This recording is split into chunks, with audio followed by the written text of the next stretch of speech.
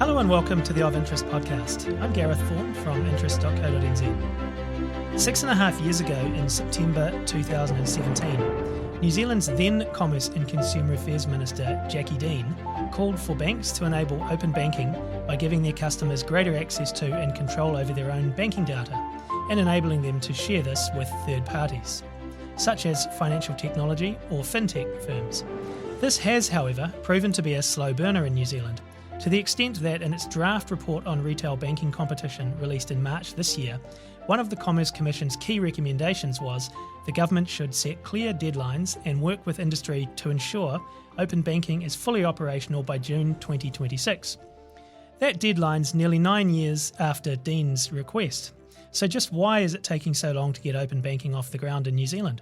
What actually is open banking? Do New Zealanders really want to share their banking data with multiple companies? And is it safe to do so? Who are these companies? What could be the benefits of open banking for the public? And will it even actually happen? To discuss this and more, I'm joined by Andrew Dentice, who's a partner at law firm Hudson Gavin Martin. Hi, Andrew, and welcome to the Of Interest podcast. Hey, Gareth. Great to be here. Appreciate you coming in. Look, to start with, perhaps you could just tell listeners a little bit about yourself and your areas of expertise. Sure thing. So I'm a technology lawyer, so think about the stuff like data sharing and open banking as part of my day job sort of every day.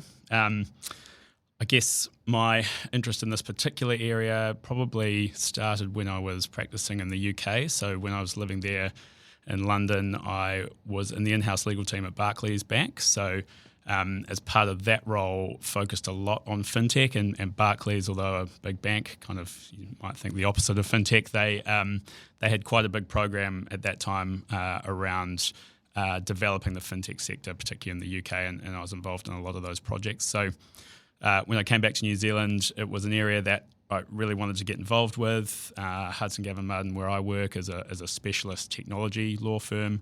And fintech was a nice little kind of specialism alongside that. And so I did a bit of work to work out what was going on in the fintech scene. 2017, as you mentioned, was also the year that the minister first kind of gave people a push on open banking. But I, at that point, was involved, or first got involved with Fintech NZ, which is the industry body for fintech in New Zealand. And since then, I've been involved for the last 7 years and now the co-chair. So I kind of have an industry role as well as a legal kind of day-to-day role in this space. All over this space, so that's great to know. So look, I thought it would be good to begin with the concept of data sharing, which obviously is key to enabling open banking. So what data are we talking about here, and does anyone legally own this data?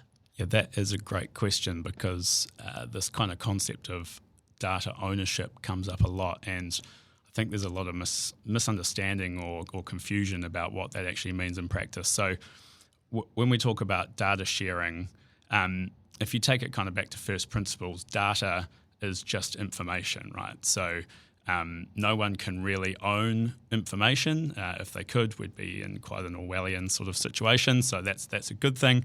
But what that means is that when we talk about data, there's kind of like layers of rights and obligations that can attach to it. So, as an individual, and that's, you hear someone say, well, I own my personal data. And I guess what they mean by that is that they have rights, usually rights under legislation, to do certain things and make sure that people who are holding that data do certain things and follow certain processes with it. So that's in New Zealand, the Privacy Act. In Europe, if I was an individual, I'd have rights under GDPR. And so that's a layer of rights that attaches to the data. But I guess at the same time, there's also organisations who have either collected that data from me or developed that data on my behalf. And they too have rights in the data. So they might have intellectual property rights because they've compiled the data in a certain way, they've built a data set, they're using it in innovative ways. And then they might also have contractual rights to that data. So, for example, in their terms and conditions with me as an individual, they might tell me how they're able to use my data and who they can share it with and all that sort of thing. And also contractual rights with other, I guess, business entities that they are doing transactions with and sharing data. So when we talk about data ownership, it's more layers of rights, and there's individual rights as well as kind of corporations who will also have rights in that data. So it's quite a complex picture then that you're painting around that. So I guess this is one of the reasons why I guess that we've got this customer and product data bill that has been sort of around for a while now. So obviously this was begun under the previous government, and then in March the current Commerce and Consumer Affairs Minister Andrew Bailey talked about it a little bit in a speech he gave, where he said he was expecting to introduce the customer and product data bill to the House as soon as possible, he put it. What is the significance of this legislation then? Yeah, so the customer and product data bill is, I guess, New Zealand's version of the consumer data right. And that's in Australia, right? Exactly. Yeah. That's the legislation in Australia, CDR for short. I'll probably keep referring to it as CDR because it's easy, and even the New Zealand government seems to refer to it as CDR, so I don't feel too bad about that. But yeah, so that's essentially what that legislation tries to do. Is it's open banking, but on a sort of full economy-wide scale. So it's kind of what it's trying to do is this concept of data portability, which is a concept that comes out of European data protection law, which is that as an individual, I control the personal data about me.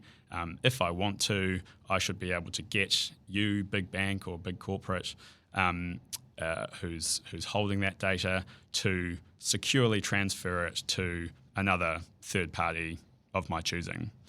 And the idea behind that is really that big corporations have kind of been for years sitting on this treasure trove of consumer data. They're really good at protecting it and keeping it safe most of the time, but it's been felt by regulators that they're not good enough at innovating with it. And so this concept of data portability and the CDR is designed to free up that data, give innovative new players a chance to come in, use it, and develop new products and services off the back of it. Okay. So I guess on to open banking itself now. I mean, we have talked a bit about what it actually is, but I guess I'm interested. So, I mean, obviously what we're talking about here is providing third-party financial service providers open access to consumer banking, transaction and other financial data from banks and non-bank financial institutions through the use of what are known as application programming interfaces or APIs. I'm curious, I guess, a way to sort of look at this is how hands-on will consumers need to be in how this happens? Yeah, so and that explanation is interesting. I think certainly open banking itself and probably the CDR suffers from a little bit of a marketing problem, because when we kind of get into the weeds of APIs and what they do and the kind of technicalities around data sharing, you sort of lose the consumer a little bit. But taking it back to first principles, I think it's important to talk about APIs because that's they're the driving force of this stuff. And so when people talk about APIs, it's really like a universal translator for software and data. So you've got these different software systems or data sets that are, in a sense, drafted or coded in a different language. And so what an API does is allow one system or one data set or one piece of software to talk to another, and that enables data sharing or, combining software systems to happen much more smoothly and securely. So I guess the easiest example of that is X or Twitter, right? So if I'm on the Herald sort of application and I'm reading an article and then they've got the live Twitter feed on that article, that's because Elon Musk has made his APIs available to developers, and then developers can take that API and integrate a Twitter feed into whatever they're doing.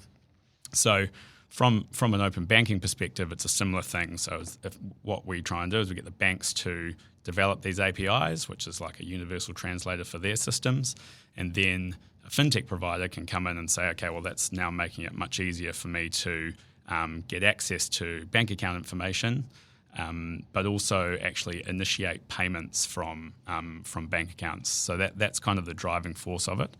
And I think it's important just to talk about the fact that open banking is those two things. It's access to bank account information, but also that ability to initiate payments, and that's account-to-account payments instantaneously, which is actually one of the driving forces of open banking kind of globally as well. Okay. So if we that's great detail. Thanks for explaining that. So then if we swing it back around to what me as a consumer, what will I actually have to do to enable this? Yeah, so this is an interesting one because people are, I think, under a slight misconception that in the world of consumer data, that everything is driven by consent. And actually, if you look at the Privacy Act or even GDPR actually in Europe, lots of the stuff that organisations can do with personal data, they don't need consent for. The obligations are more around making sure that people are well enough informed of what you're doing with their data, and giving people a chance to stop it if they need to. But with open banking, consumer data right, these sort of API-based programs, it will be very much driven by consumer consent. So the example is if I want to, if I have a wealth management app that I want to connect up to my bank account so it can tell me everything about the transactions I'm doing, I can move money around, I will need to go into that wealth management app, essentially consent for that to happen, then that will transfer me to my bank. I'll consent at the bank level, and then that data transfer can happen, or that payment initiation can happen. So everything in open banking is actually driven by consent, which is not always the case when we talk about data sharing outside that system. Okay. So from the perspective of the consumer, the benefits of open banking are supposed to be that we have more choice, I guess different products, more competition, so maybe things become a bit cheaper. Is that sort of the driving sort of force and thinking behind it? Yeah, it is. And it's slightly different in different markets. So in the UK, for example, it was a competition authority sort of driver that led to the regulatory open banking scheme there.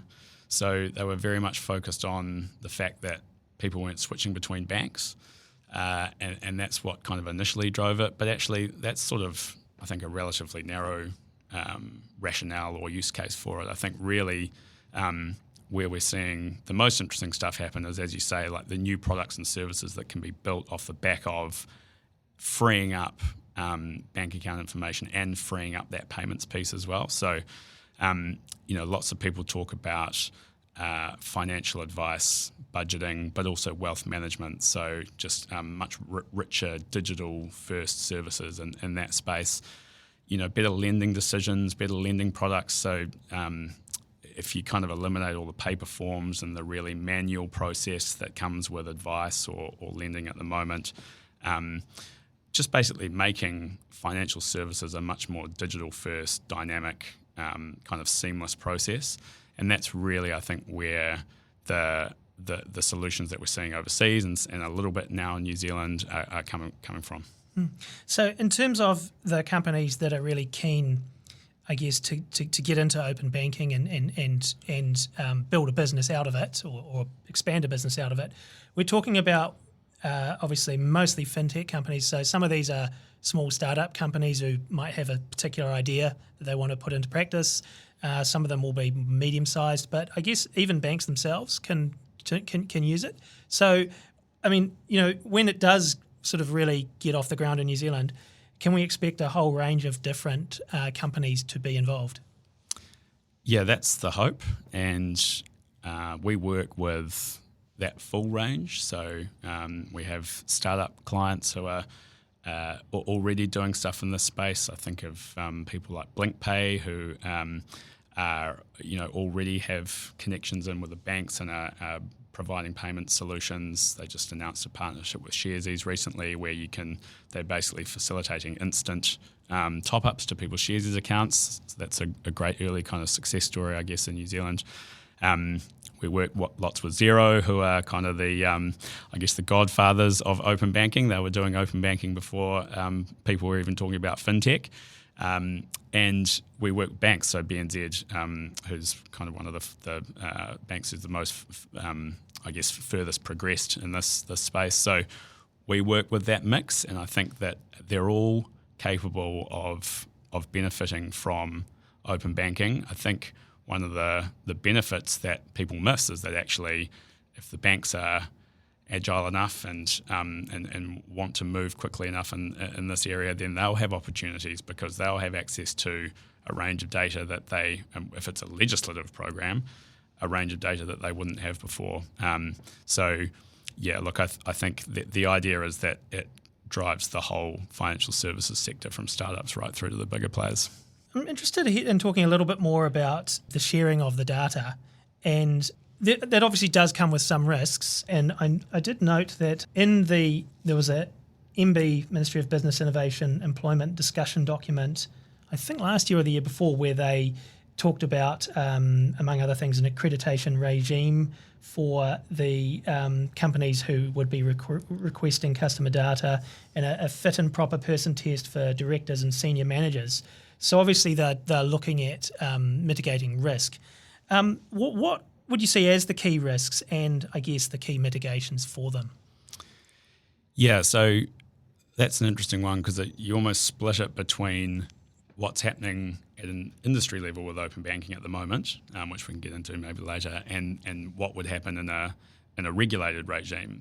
So with the MB paper about the CDR, what they're saying is, right, if we're going to essentially mandate that banks and then later on other corporates are going to have to make this data available, if someone asks for it or someone asks them to do it, then the corollary of that is that we have to make sure that the people who have access to the data are the right type of people. And so that's the whole accreditation regime, fit and proper person tests. So there's this kind of layer of regulatory oversight of the third parties who are accessing the data, and that's been the same in Australia. It's the same in the UK with those regulatory programs.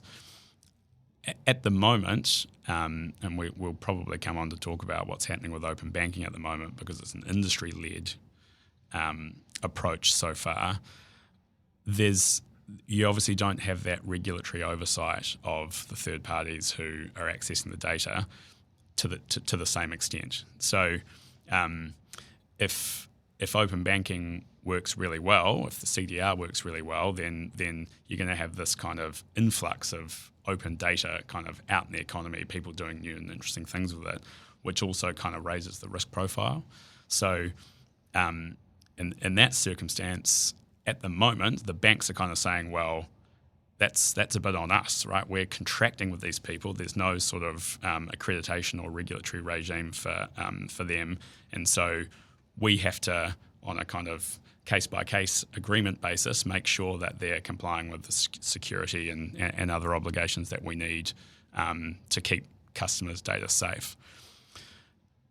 The other thing is around the kind of risks is that the actual transfer of the data, so from the bank account to the third-party fintech or whoever it is via APIs, should be really secure because the APIs are developed to kind of rigorous standards. That's the whole point of a regime like that, is that the actual data transfer itself is secure, and the banks, there's one thing they're good at, it is kind of protecting customer data.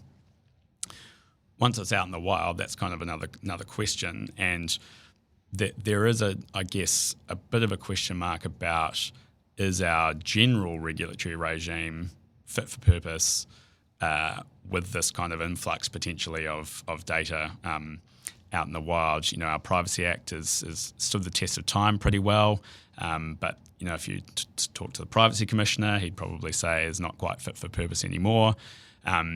our financial regulatory regime is in some ways really great because it's relatively light touch for fintech companies. But then again, if there's going to be a whole bunch of new services built off the back of open banking, is it still fit for purpose? And so those are some of the questions and some of the risks that the government will be dealing with.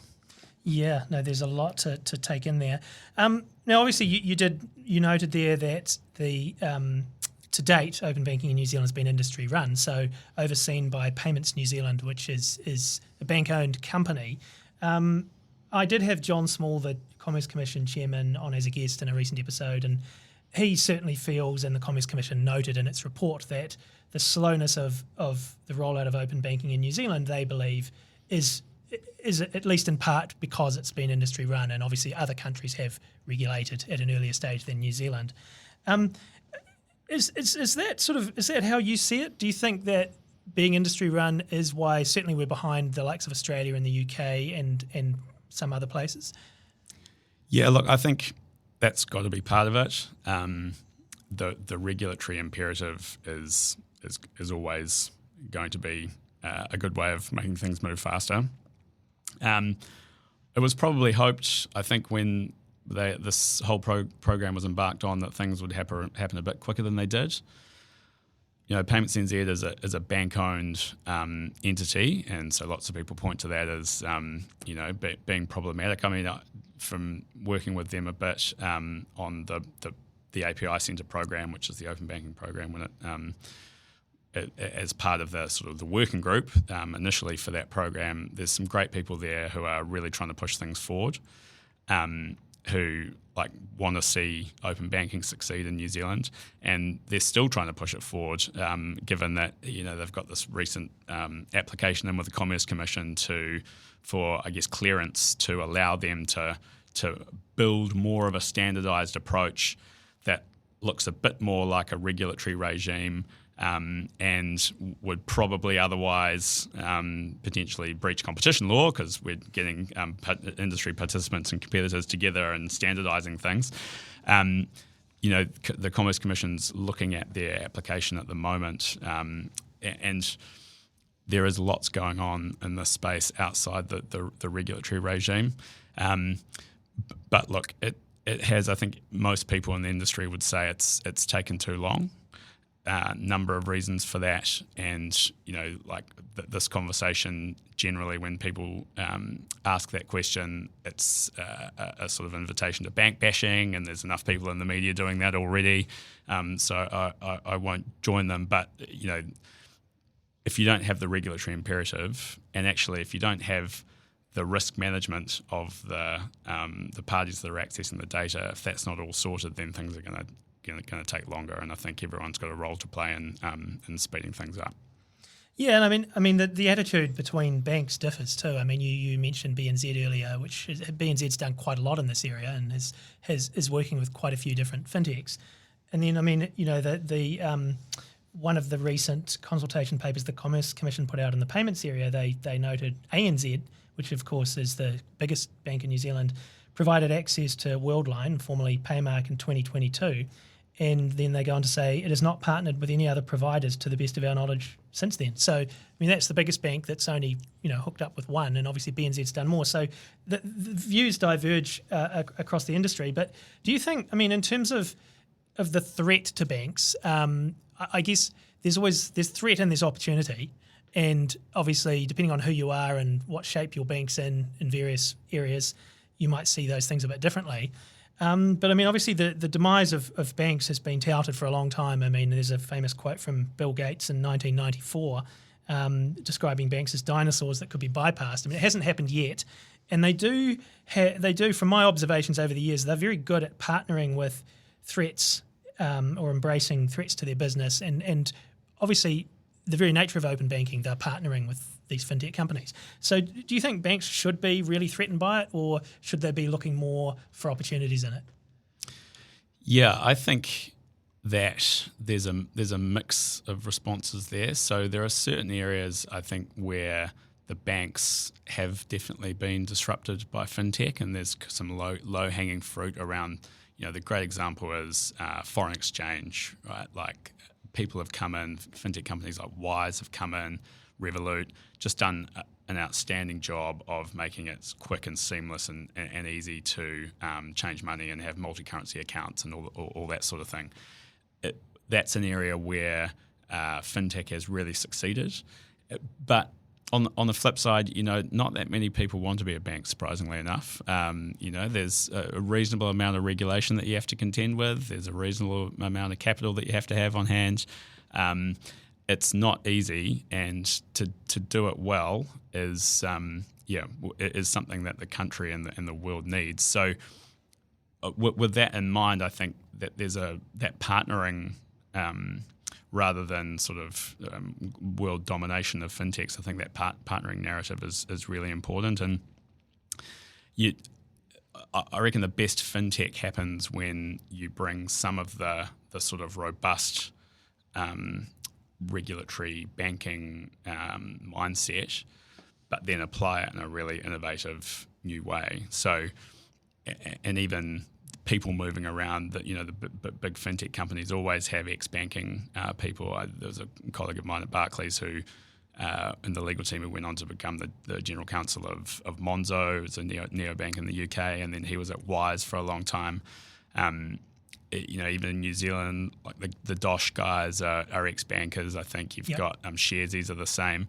So actually another great example is Upbank in Australia, which is a really cool neobank. You go onto the website, the customer experience is like nothing you've ever seen from a traditional bank, but they're owned by Bendigo in Australia, a traditional bank. And so I think that mix is a really nice sweet spot where you have people who can trust that the financial services are going to be provided in a compliant way, but then people who understand customer experience and are doing things differently and exciting the consumer.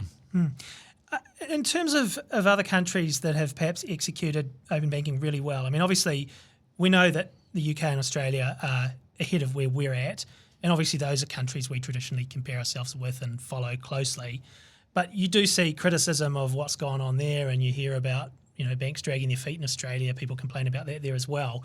Are there any other countries that spring to mind that you look at where things have been executed really well, and perhaps there could be lessons for New Zealand? Yeah, I mean, I think the UK is probably the most mature, and they're also a market that we compare ourselves against quite a bit. In fact, the Payments NZ program, the API Centre, the standards that they're using are based off what they did in the UK. So even there, I think people would admit that the whole thing's been a little bit of a slow burn. The most recent stats I saw are pretty positive. So I think it's 1 in 7 people in the UK are now regularly using a product that's powered by open banking. So that's a reasonable percentage, really, when you think about the size of their population.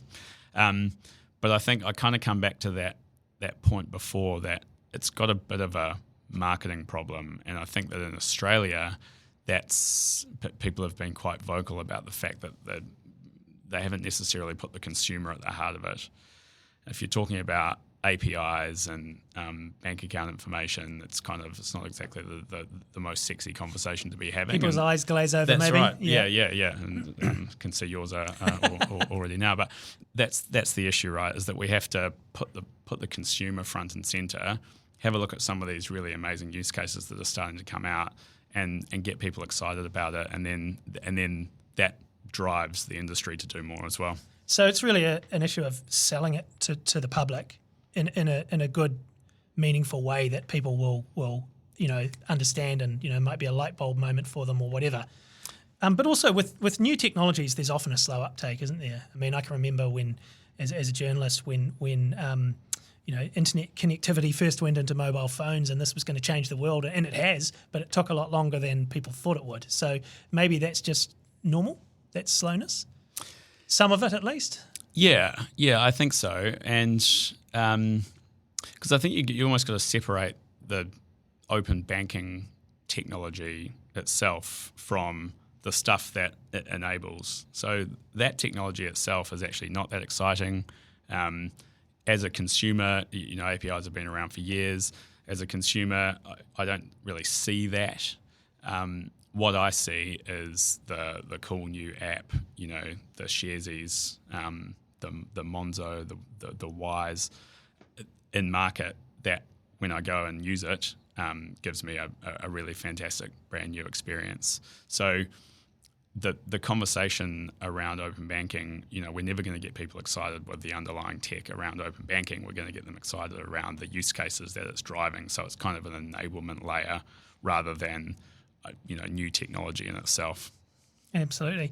Look, finally, Andrew, ask you to get your crystal ball out. So if open banking does really take off in New Zealand, what might the banking experience look like for New Zealand consumers 5 or 10 years from now?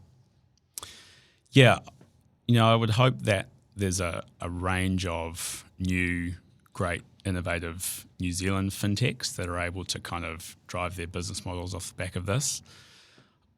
I'd also hope that the great companies from overseas see New Zealand as a market that they want to enter, and we've already had some larger fintechs like Revolut and others coming into the market. I think if we have that open banking framework all up and running, then it makes New Zealand a much more likely place that the big players will come in and offer more competition. You talk about the banks, absolutely, like better, more competitive, more interesting product offerings would be a great outcome of open banking, and I think that the opportunity is there. I saw actually recently HSBC just basically launched a competitor to Wise in that kind of FX space. So there's the fintechs kind of coming in, cutting lunch, and then the bank's trying to cut the lunch back. And so that sort of stuff is actually great. And then I think digital first financial services means that people just have a better understanding of their money, their financial position. Financial literacy is really important. There's some great fintechs who are doing things with kids in that space, like Square One and Banker and local fintech companies that are doing that. And again, open banking has the potential to drive those sorts of solutions. So there's a societal benefit to it as well as a pure kind of competition and innovation benefit as well. So that's the glass half full. Hopefully in 5 to 10 years we'll actually have it up and running. And look, as an industry, I think being on the ground with FinTech NZ, there's a lot of positivity about the fact that these things are moving in the right direction. Hopeful for a good outcome. Yeah, so definitely interesting and potentially exciting times ahead, I think. Look, thanks so much, Andrew. That's Andrew Dentice, who's a partner at law firm Hudson Gavin Martin, and I'm Gareth Vaughan from interest.co.nz with another episode of our Of Interest podcast.